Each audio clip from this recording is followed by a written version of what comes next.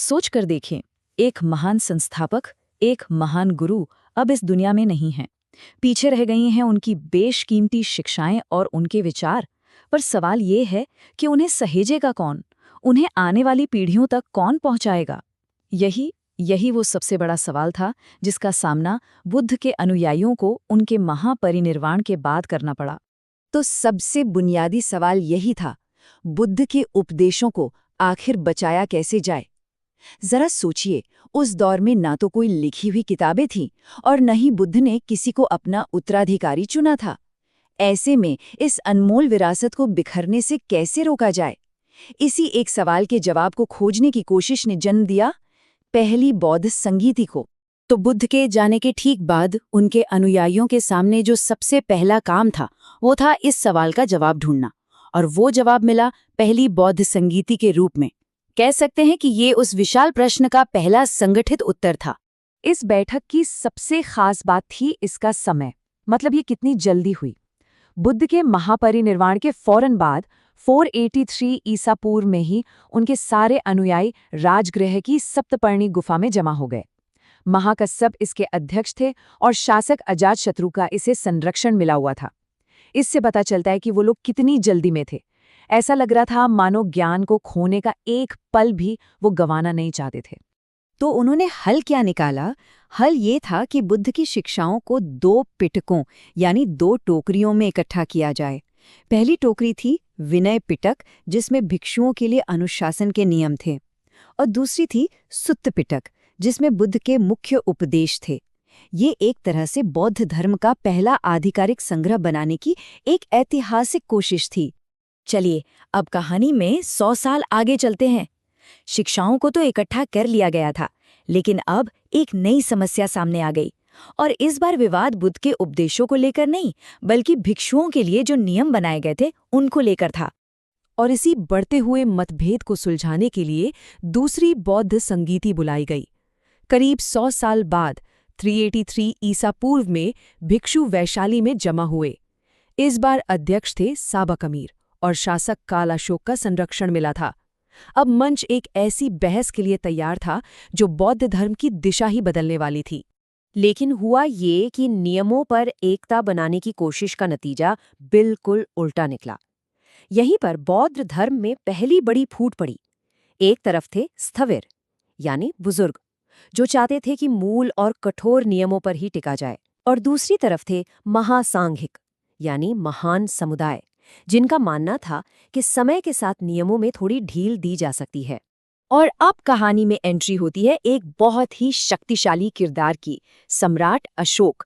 उनके समय में बौद्ध धर्म बहुत तेजी से फैला, लेकिन इस विस्तार के साथ एक नई चुनौती भी आई। ये चुनौती थी संघ यानी मठवासी समुदाय के अंदर बढ़ता भ्रष्टाचार और विचारों में आती मिलावट। इस नई चुनौती से निपटने के लिए सम्राट अशोक ने एक बहुत बड़ा कदम उठाया। उन्होंने पाटलिपुत्र में तीसरी बौद्ध संगीति का आयोजन करवाया। साल था 251 ईसा पूर्व और अध्यक्षता कर रहे थे मुगलिपुत्र तिस्स। इस संगीति का बस एक ही मकसद था, संघ के अंदर की गड़बड़ियों को दूर करना और बौद्ध धर्म के सिद्धांतों को फिर से मजबूती से स्थापित करना। और इस संगीति के जो नतीजे निकले वो बहुत दूर तक जाने वाले थे। संघ में किसी भी तरह की फूट को रोकने के लिए सख्त नियम बनाए गए, जिससे बौद्ध सिद्धांत को एक स्थिरता मिली। लेकिन सबसे बड़ा काम हुआ धर्म ग्रंथों को अंतिम रूप देना। इसी संगीति में तीसरा पिटक, अभिधम्म पिटक, भी जोड़ा गया, जो बौद्ध दर्शन का एक बहुत ही गहरा विश्लेषण है। और इसके साथ ही बौद्ध धर्म का पवित्र ग्रंथ त्रिपिटक पूरा हो गया। कई सदियां बीत गईं। बौद्ध धर्म अब एक और भी गहरी चुनौती का सामना कर रहा था। अब बात सिर्फ नियमों की नहीं रह गई थी, बल्कि ये मतभेद अब दर्शन और आदर्शों के स्तर पर पहुंच चुका था। इसी दार्शनिक बहस को एक दिशा देने के लिए चौथी बौद्ध संगीति का आयोजन किया गया। अब हम पहली शताब्दी ईस्वी में आ चुके हैं। ये संगीति कश्मीर के कुंडल वन में हुई।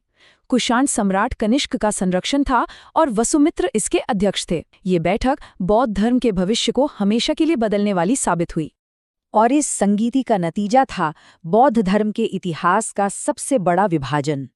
2 बड़ी शाखाएं उभरकर सामने आईं, हीनयान और महायान। हीनयान, जिसे छोटा वाहन भी कहते हैं, व्यक्तिगत मुक्ति पर जोर देता था। वहीं महायान यानी बड़ा वाहन का लक्ष्य था दुनिया के सभी प्राणियों की मुक्ति। ये विभाजन आज भी बौद्ध धर्म की दो सबसे प्रमुख शाखाओं के रूप में मौजूद है। तो करीब 500 सालों के इस लंबे सफर में हमने क्या देखा?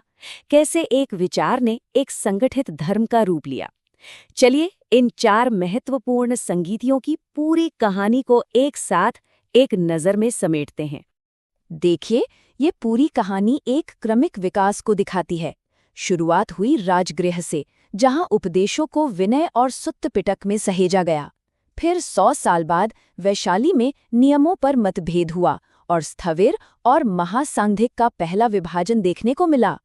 इसके बाद पाटलिपुत्र में सम्राट अशोक ने अभिधम्म पिटक को जोड़कर धर्म को स्थिरता दी और आखिर में कश्मीर में दार्शनिक मतभेदों के चलते बौद्ध धर्म हीनयान और महायान की 2 प्रमुख धाराओं में बट गया।